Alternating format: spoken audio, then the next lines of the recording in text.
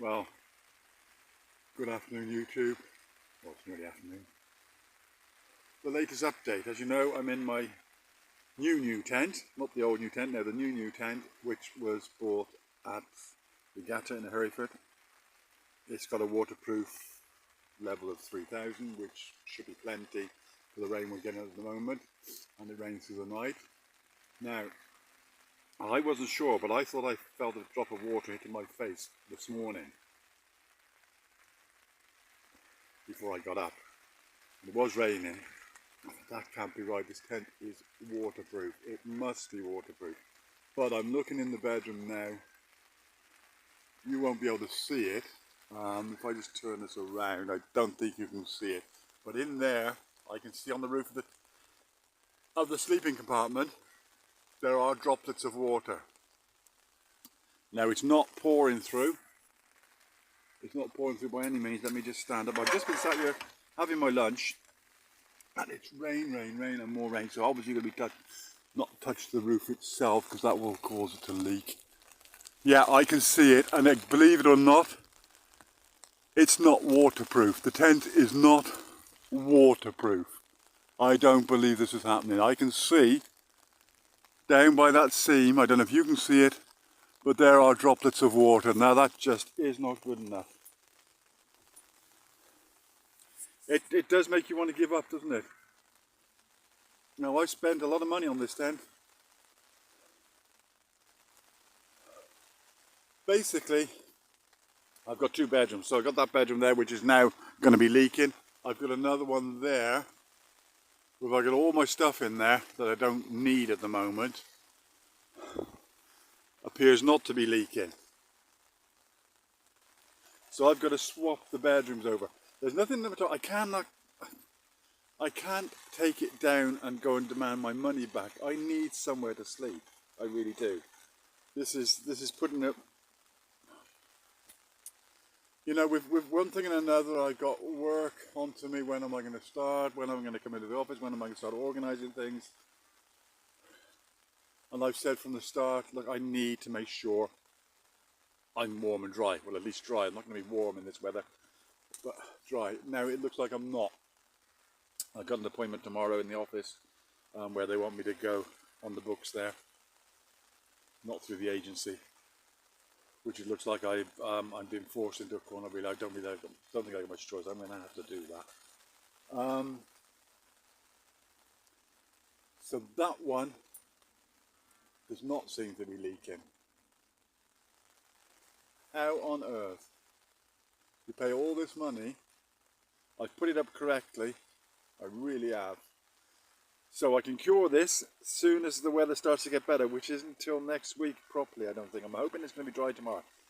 I've got appointments tomorrow, but if it's dry tomorrow and the sun comes out, I will be buying cans of waterproof spray. Didn't want to have to do that. I shouldn't have to do this. The tent should be at a 3000, should be waterproof. So it's cost me £230, if I remember correctly. It's not good, is it? So what I'm going to have to do is take, I haven't even got the space. I've got all my stuff in here now, so I haven't even got the space to take stuff out of there first, to put somewhere. I don't believe this is happening. So I can take stuff out of there first, sort of squeeze it in somewhere. I've got a blown up air mattress in there, which I'll probably have to let down first. Oh, what a pain. The blankets and everything, they're probably already a bit damp. And I'm going to have to transfer to that side. I simply don't believe this. Anyway, that's it for now. As always, please like, subscribe, keep watching. I'll keep you updated, and we'll speak later. Bye for now. So, just a little add-on to the end of the disaster video with the water coming in. Like I said, the problem is I can't take it back. If I take it back, I've got to dismantle. I've got to take it down. I've got to put a wet tent back in the bag and take it back to Hereford. In the meantime, yet again, I haven't got a tent.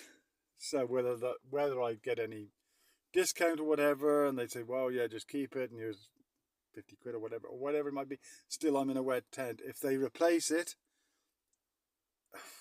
is it going to be dry? Is it going to be any better? I sincerely doubt it. If they give me my money back, I then start again, go somewhere else, look for a tent for around 200 to 250 quid. That's about my limit. It's as simple as that. I'm not even working yet, so not quite sure what to do. What I've done in the meantime is I've got a little piece, literally a little piece of old tarpaulin, which was basically used as a bit of flooring from a tent that I had last year, briefly. That was leaking as well, but I did keep the piece of tarpaulin. When I go down the bottom, eventually down the hill there where I was last year and the year before, you know, it is a more protected sort of area. I'll have to invest in something to cover the tent with, because that's no good if it's constantly letting water every time, because it might be protected from the wind down it, but it's not protected from the rain, is it? So I'm hoping we're not going to get that much more now, but who knows. So yeah, so I've got to find something that I can maybe tie up to the trees, and then somehow to make like a cover. Not quite sure what. Tarpaulin's a bit heavy, isn't it? Some kind of waterproof sheeting that I can sort of cover the tent with, and maybe a bit of an awning on the front, maybe sit out in the evenings, whatever. That would be nice. So that's my plan in the not so distant future, is to try and sort that out.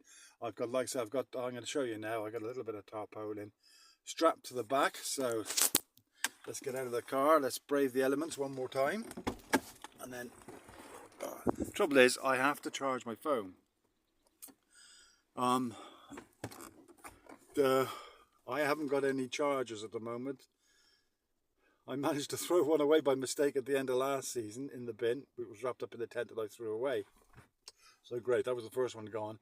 And then, like I think I've told you this already, coming through Beijing, they've spotted it in the suitcase, which I'm not allowed to have, so they took that off me. So I'm now with no charger outside of the car until I get to buy one somewhere. So yeah, so each time I want to charge the phone at the moment, I'm coming back to the car. Anyway, let's go show you what I've done. Don't worry, it's not brilliant. It's classic Steve DIY, which you know won't be that impressive, but sometimes effective doesn't have to be impressive, does it? Right, let's go and have a look, shall we? There we go. I've tied that onto the back of the tent. So that's exactly, see that ridge there, so that pole there, on the seam on there, that's where it was leaking, and somewhere down there as well. And like I showed you, the whole of this tent on the back needs spraying. It's just not waterproof. You can tell it's waterproof when the water's sort of staying and drying off, which it is a bit there. I don't know if you can see that. And up at the top, you can see it's really waterproof. But the back part of it here isn't. Let's just have a look at the other side, see what it's looking like there. See, even there, can you see that where there's a darker patch? That's, I don't know if you can see that, but it's basically not waterproof. You can see on the top, see that thing with the water there running away. That's classic.